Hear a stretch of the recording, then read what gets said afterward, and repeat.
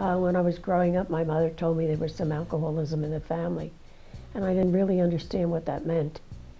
And then later on, when I married, I didn't understand in the beginning either.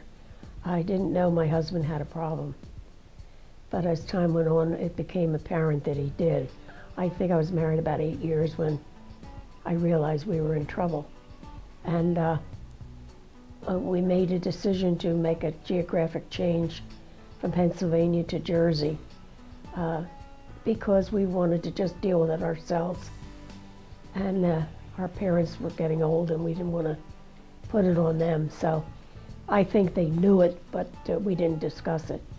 So we moved to the shore and to Ocean City, and of course my thought was, well, it's a dry community, which I laugh at today when I think about it. But anyhow, we were down there some years, and my husband had several different jobs, but the progression of his disease of alcoholism became pretty much apparent. We had 4 sons, and then 11 years after that, we had our 5th son. And our 5th son had a lot to do with us realizing that we were in difficulty. And so he got help in a self-help group at the shore, and he became active in that. And I became active also in the self-help group for families. So we were doing that, and we met a number of people, and some were from down in the Cape May. And we all sat around and talked one time because we were concerned that people get help, and there wasn't any particular facility in South Jersey. So we decided that we would look into it, which we did. And we called, my husband called Senator Williams because he was the founder of the NIAAA. And so we called there, and he suggested we come to Washington and he would discuss it with us, which we did. And from that point on, we received marvelous cooperation and help from the self-help community who were interested in what we were doing. And so we went to Washington, and he introduced us to people that could help us write a grant to be able to start the process to receive the money we would need to start the place.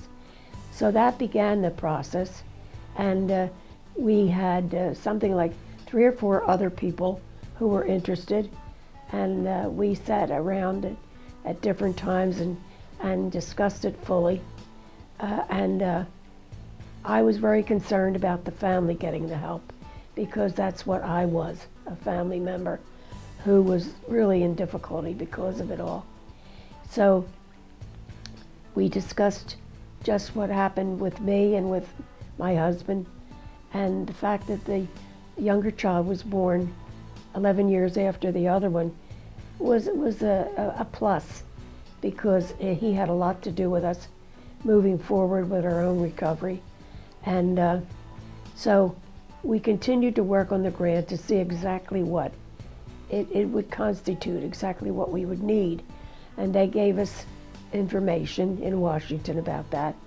We went down there a couple times, and the kind of help we received from the community and the self-help groups, they would lend us a car with gas. And because we didn't have any money, I mean, we were struggling, coming back from an active addiction and trying to get ourselves situated. I was working and he was working. So anyhow, we worked on the grant for Owen. It was a 4-year process, as a matter of fact. And at first, it came out one of the #1 projects in the country for alcoholism, but the grant didn't come through the first year because Nixon hadn't signed the bill to fund it. So we had to find a facility or a place to have our program.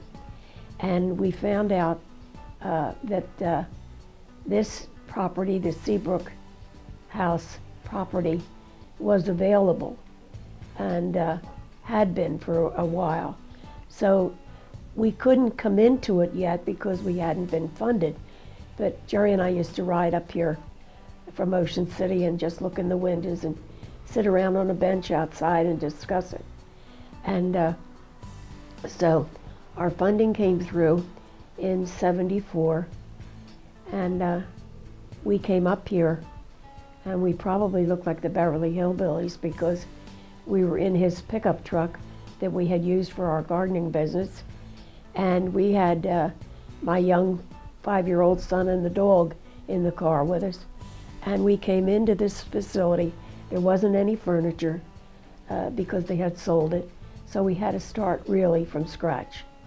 And we lived here for the first 3 months after we were funded, and we hired our first director of therapy from another facility who could help us take the program from paper into actually utilizing what we had written.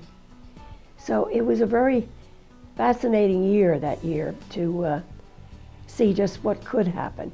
And interestingly enough, we couldn't open for residential yet because they had some work to be done on the property. Fire code had to be established. And so what we did was have some outpatient groups down in our living room. And the first person I worked with was a family member who had a severe stuttering problem and was very upset about her husband. So we would go, I don't know why I thought of it, we went outside and talked on a bench, and she seemed better. So we started a group then, and it was actually family members and recovering alcoholics.